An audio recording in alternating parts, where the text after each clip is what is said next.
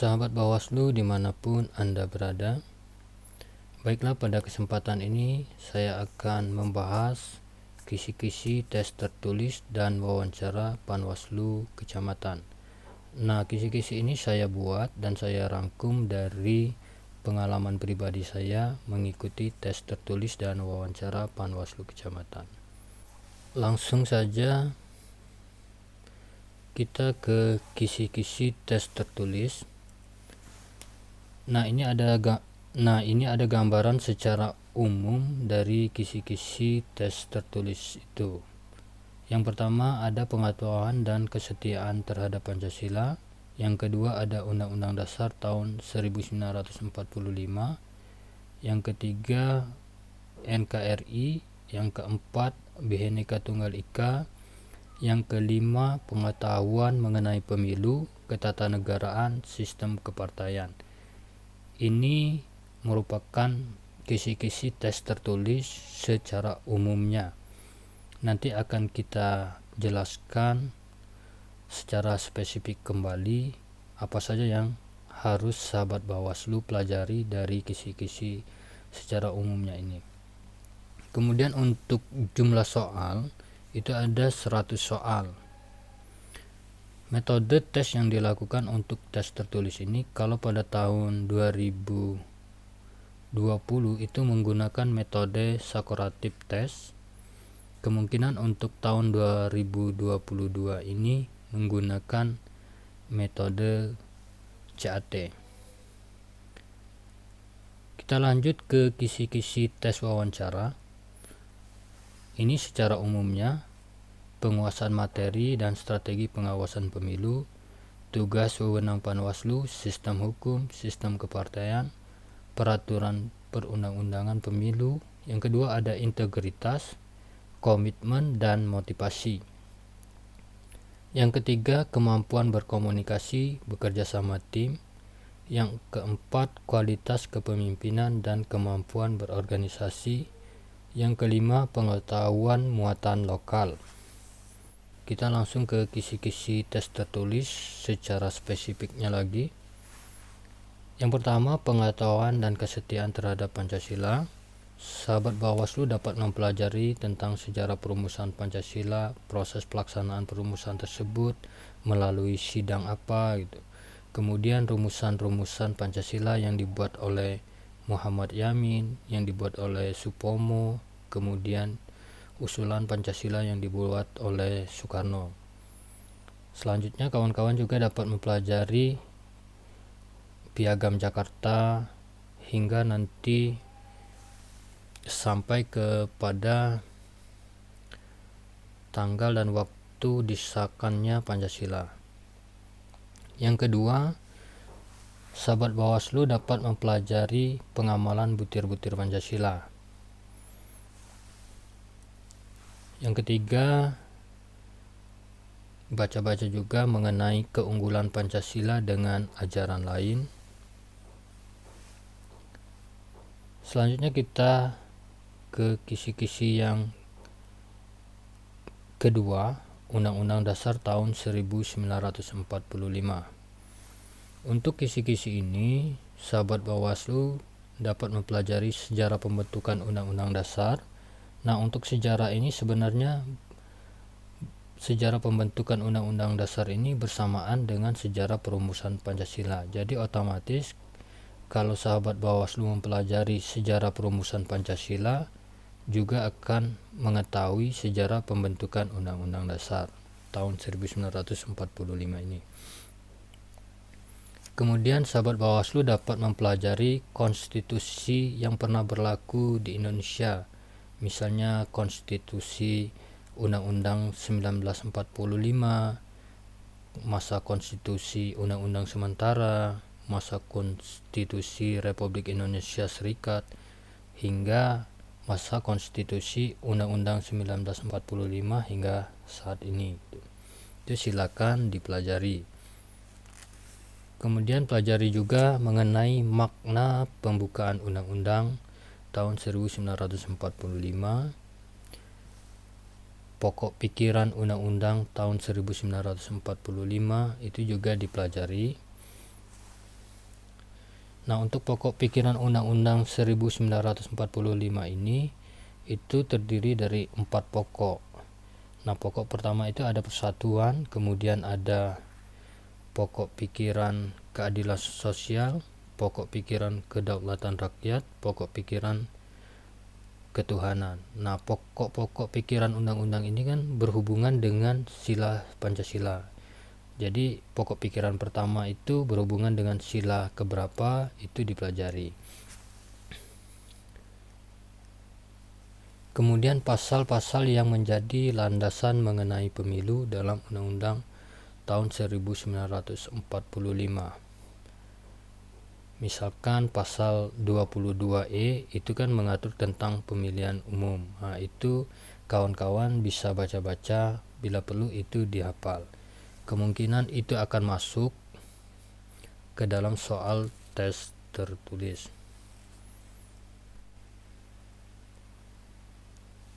Selanjutnya kita ke kisi-kisi tes tertulis yang ketiga, yaitu NKRI. Sahabat Bawaslu dapat mempelajari tentang pengertian NKRI, pasal-pasal yang berkaitan dengan NKRI dalam Undang-Undang Dasar tahun 1945, kemudian identitas dan tujuan NKRI. Kemudian kisi-kisi yang keempat itu tentang Bhinneka Tunggal Ika. Nanti bisa dipelajari tentang sejarah Bhinneka Tunggal Ika tersebut, diambil dari kitab apa gitu kan, siapa yang menemukan kata Bhinneka Tunggal Ika tersebut.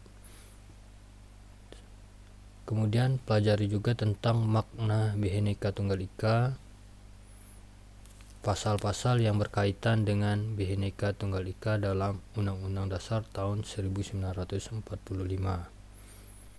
Masih di kisi-kisi tes tertulis.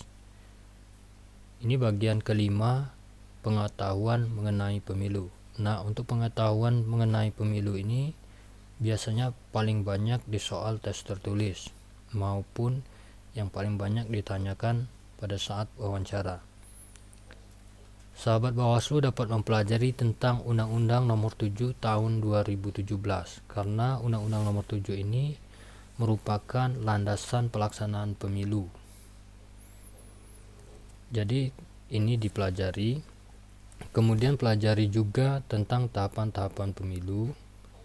Secara umumnya tahapan-tahapan pemilu ini dapat sahabat Bawaslu jumpai juga dalam Undang-Undang Nomor 7 Tahun 2017. Tetapi secara spesifiknya kembali, sahabat Bawaslu dapat mempelajari tahapan-tahapan pemilu ini, jadwalnya itu di PKPU nomor 3 tahun 2022.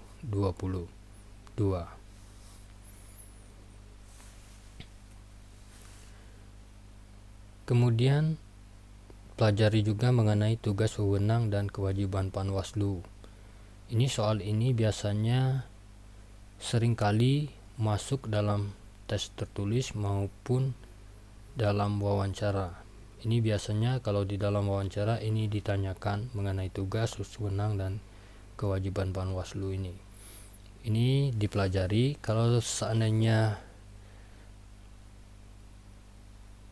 untuk tugas, wewenang, dan kewajiban Panwaslu ini sebenarnya sudah saya upload di channel ini. Silakan sahabat Bawaslu lihat-lihat kembali di playlist saya. Itu dijelaskan bagaimana cara mengingat dan menghafalnya. Lanjut, pelajari juga tentang struktur organisasi dan kelembagaan jajaran Bawaslu.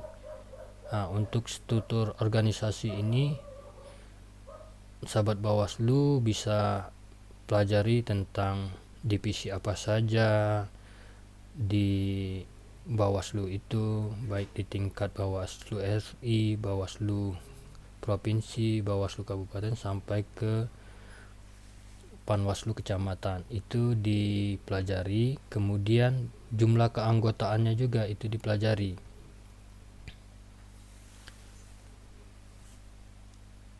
Selanjutnya penyelenggara pemilu.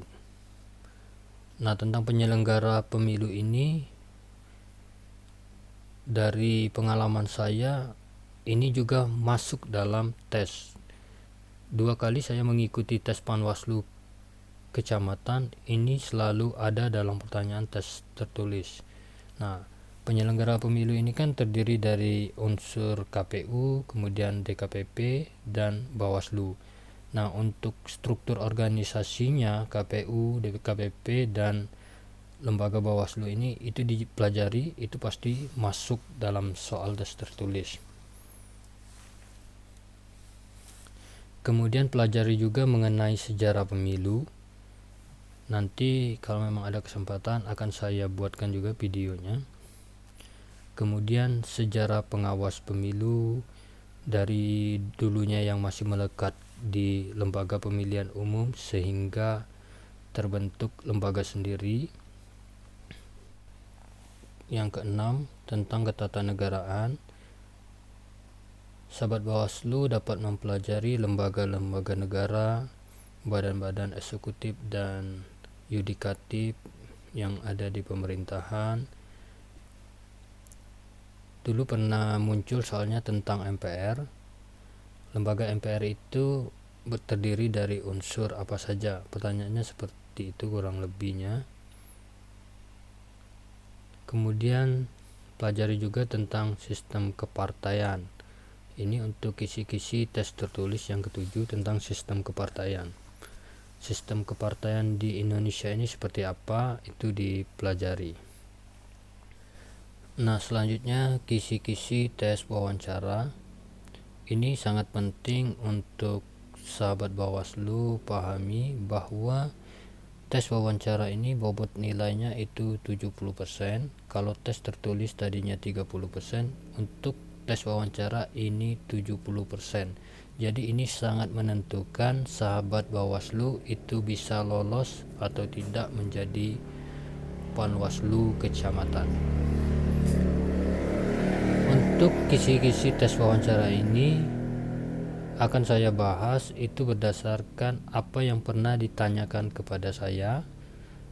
Ini yang akan saya jelaskan di sini.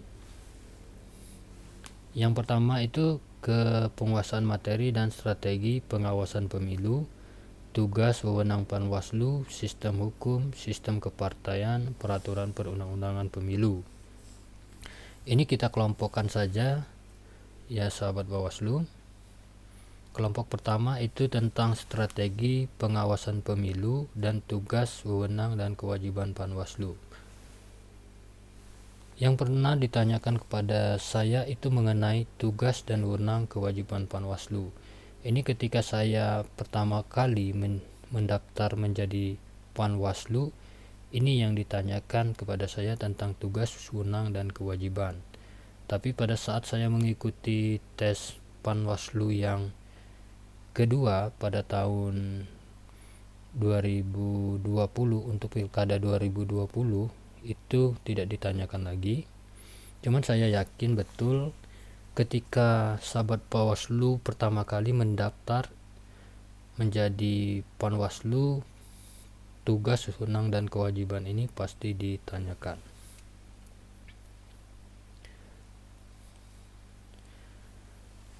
Selanjutnya tahapan-tahapan pemilu. Nah, ini juga pernah ditanyakan kepada saya. Tahapan-tahapan pemilu itu yang kamu ketahui apa saja gitu.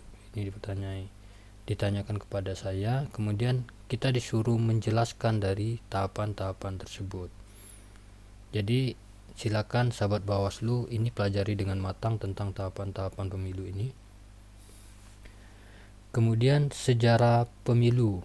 Nah, ini saya juga pernah mendapat pertanyaan tentang sejarah pemilu. Pertanyaannya kurang lebih seperti ini. Kapan pemilu itu pertama kali dilaksanakan? Untuk pemilihan apakah pemilu saat itu dilaksanakan? Nah, ini perlu kawan-kawan pahami juga bahwa pemilu itu pertama kali dilaksanakan kapan dan untuk memilih apa saat itu. Selanjutnya sejarah pengawas pemilu, struktur kelembagaan. Ini juga pernah ditanyakan kepada saya, sejarah pengawas pemilu itu yang kamu ketahui seperti apa gitu kan. Kemudian untuk struktur kelembagaan pernah juga ditanya, bahkan ditanya siapa ketua Bawaslu RI. Kemudian ditanya juga siapa ketua Bawaslu Kabupaten. Siapa saja anggota-anggotanya, itu pernah dipertanyakan kepada saya.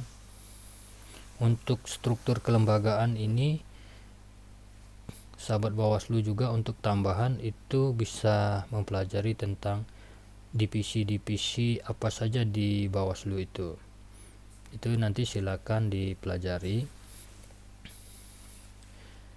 Nah, kemudian alur penanganan pelanggaran pemilu. Nah, ini pertanyaan alur penanganan pelanggaran pemilu ini saya jumpai ketika saya mengikuti tes wawancara Panwaslu yang kedua pada tahun 2020. Ini ditanyakan bagaimana mengenai alur penanganan pelanggaran pemilu itu. Selanjutnya tentang pengawasan, pencegahan, dan penindakan. Ini juga kalau kawan-kawan sudah pernah menjadi penyelenggara di tingkat Panwaslu kecamatan, ini biasanya juga ditanyakan, apa sih strategi pengawasan yang kalian lakukan? Kemudian upaya pencegahan apa yang pernah kalian lakukan? Pertanyaan-pertanyaannya seperti itu. Berikutnya kita ke bagian B, sistem hukum. Untuk sistem hukum ini saya pernah mendapat pertanyaan, di Indonesia itu menganut sistem hukum apa? Kemudian saya juga pernah ditanya mengenai pengertian hukum menurut Anda, sumber-sumbernya dari mana gitu. Sumber-sumber hukum di Indonesia itu apa saja? Kemudian mengenai hierarki peraturan perundang-undangan, itu pernah juga ditanyakan kepada saya. Nanti silakan sahabat Bawaslu cari undang-undang tahun berapa yang mengatur tentang hierarki peraturan perundang-undangan ini. Saya juga pernah ditanya mengenai kitab hukum apa saja yang berlaku di Indonesia.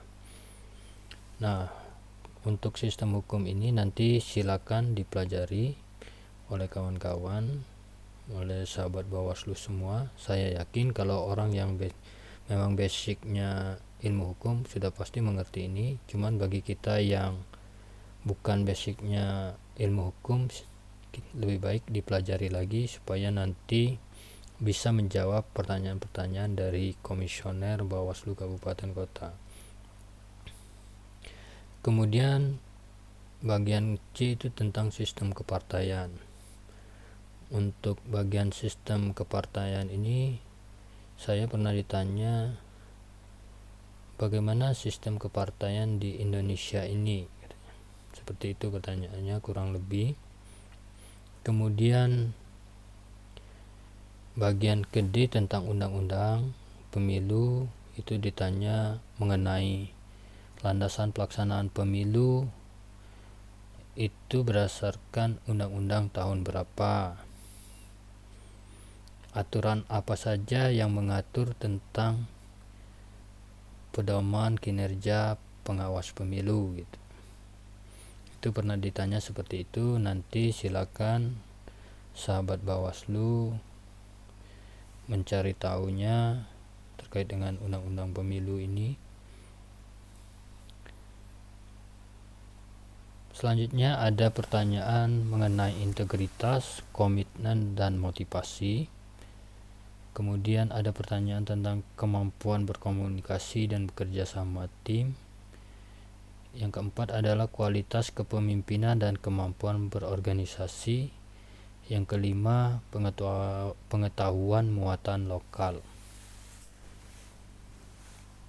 Untuk poin kedua, integritas, komitmen, dan motivasi. Integritas biasanya pertanyaannya untuk mengukur kepribadian dari sahabat Bawaslu. Komitmen, nanti sahabat Bawaslu diminta komitmennya apabila telah menjadi anggota Panwaslu. Kemudian motivasi, nanti sahabat Bawaslu ditanyakan apa yang menjadi motivasi sahabat Bawaslu mendaftarkan diri untuk menjadi Panwaslu kecamatan. Yang ketiga, kemampuan berkomunikasi dan bekerja sama tim. Untuk kemampuan berkomunikasi ini otomatis sudah dapat diberikan penilaian oleh komisioner Bawaslu terkait dengan jawaban-jawaban yang telah sahabat Bawaslu sampaikan terhadap pertanyaan-pertanyaan dari komisioner. Kemudian nanti akan ada pertanyaan-pertanyaan tentang kerjasama tim. Yang keempat, kualitas kepemimpinan dan kemampuan berorganisasi. Biasanya pertanyaannya pernah berorganisasi di mana gitu kan, pernah bergabung di organisasi apa saja yang telah dilakukan selama mengikuti organisasi tersebut. Kira-kira pertanyaannya seperti itu. Kemudian untuk poin kelima itu pengetahuan muatan lokal. Pengetahuan muatan lokal ini biasanya yang ditanyakan terkait dengan berapa jumlah desa atau kelurahan yang ada di kecamatan Anda, kemudian siapa saja yang Anda kenal lurah atau kepala desanya, kemudian mungkin ditanya camatnya siapa. Jadi kira-kira pertanyaannya seperti itu sahabat Bawaslu semuanya. Oke, kita lanjut sahabat Bawaslu. Sistem penilaian tes tertulis dan wawancara. Untuk tes tertulis nilainya dikali 30%. Seandainya nilai tes tertulis sahabat Bawaslu itu 100, itu dikali 30%, jadinya nilainya 30, seperti itu. Jadi nilai terbesar untuk tes tertulis ini hanya 30. Kemudian tes wawancara itu bobot nilainya 70%. Dengan sistem penilaian seperti ini. Untuk penguasaan materi dan strategi pengawasan pemilu, sistem politik serta peraturan perundangan mengenai pemilu itu 30%, integritas diri, komitmen dan motivasi itu 20%, kualitas kepemimpinan dan kemampuan organisasi itu 20%, pengetahuan lokal itu 10%. Nah, nanti yang diumumkan itu merupakan penjumlahan dari tes tertulis dan wawancara. Jadi memang sahabat Bawaslu dalam menghadapi tes wawancara itu memang harus dipersiapkan secara matang agar nanti bobot nilainya bisa besar gitu. Karena tes tertulis itu hanya 30%. Itu sangat kecil dibandingkan dengan tes wawancara. Oke sahabat Bawaslu, kita cukupkan sampai di sini terlebih dahulu untuk kisi-kisi tes tertulis dan wawancara. Semoga apa yang saya sampaikan ini dapat bermanfaat bagi sahabat Bawaslu semuanya. Dan saya juga mengucapkan banyak terima kasih bagi sahabat Bawaslu yang telah subscribe channel ini. Bagi yang belum subscribe, apabila dirasa channel ini bermanfaat untuk sahabat Bawaslu, silakan untuk subscribe. Oke, mungkin itu saja sahabat Bawaslu. Terima kasih telah menonton. Salam sukses dan bahagia.